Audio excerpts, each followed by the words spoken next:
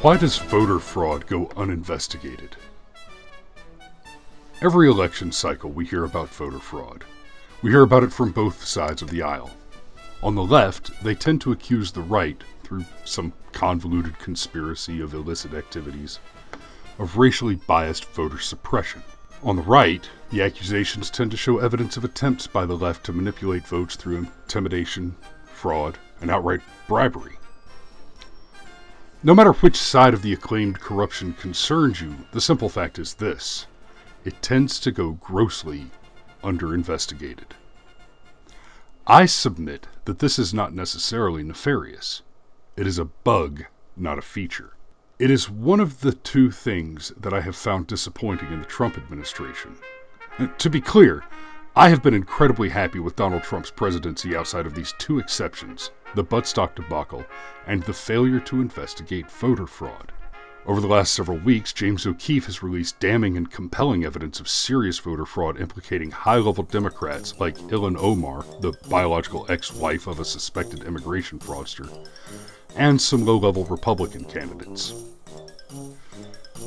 The problem, as the question of investigating this, when the election is over, it is either the case that the fraudster was unsuccessful and so the fraud doesn't rise to an adequate level of concern for the winner to pursue investigation, or the fraud was a resounding success, in which case the person deciding whether to investigate has a conflict of interest in that they are implicated in the fraud. Either way, the incentive to investigate is insufficient to justify its pursuit. When Donald Trump won the election in 2016, he won the Electoral College, but not the popular vote.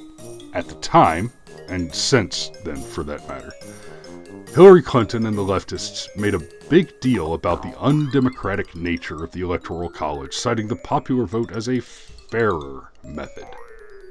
Without relitigating the absurdity of that claim, let's take a moment to examine some facts. Over 1/3 of the total votes cast for Hillary were cast in just 4 cities.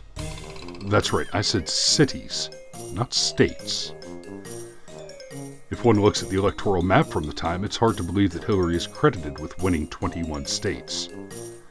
Rather, she won the population-dense urban centers of 21 states.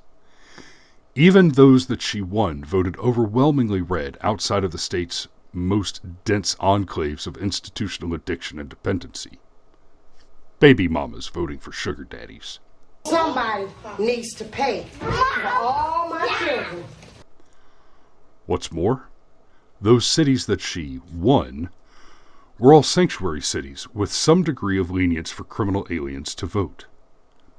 In fairness, to my knowledge, voting in the national election had not been legalized in these rogue states at the time, but many of them allowed these hostile foreign invaders to vote in the local elections and to hold driver's licenses.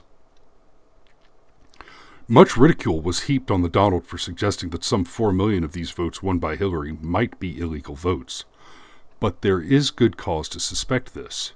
The voter fraud scams that are used to get criminal aliens to vote are generally tied to poorly maintained voter registration rolls. Among the deeply convoluted conspiracies of racism that the right is often accused of is the vote roll scrub.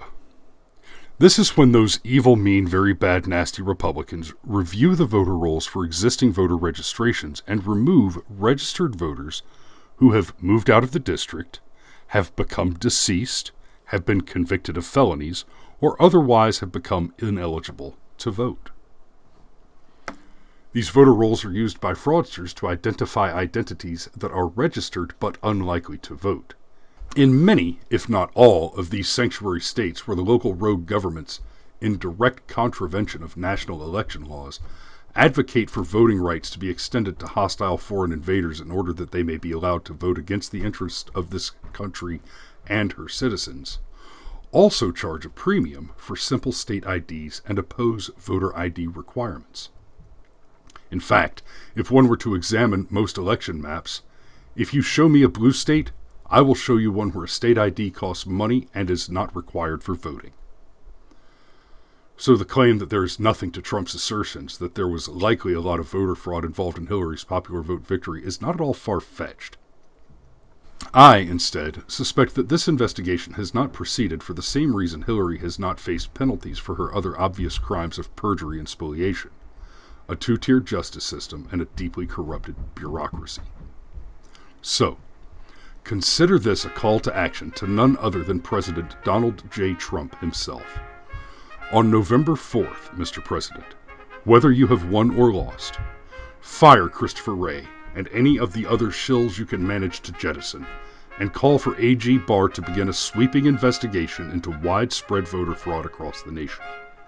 It will no doubt be hampered by the Harris administration if such a tragedy were to befall this great nation, but it will at least expose her for the crook she is when she shuts it down.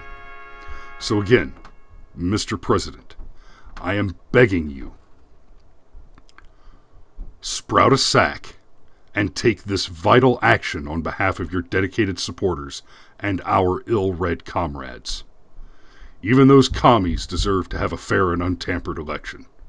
Which, by the way, the map and numbers suggest would pull the whole Overton window back toward our beloved representative and constitutional republic. This has been a production of the Brushfire Mind. Please, if you've enjoyed this content, like, share, and subscribe.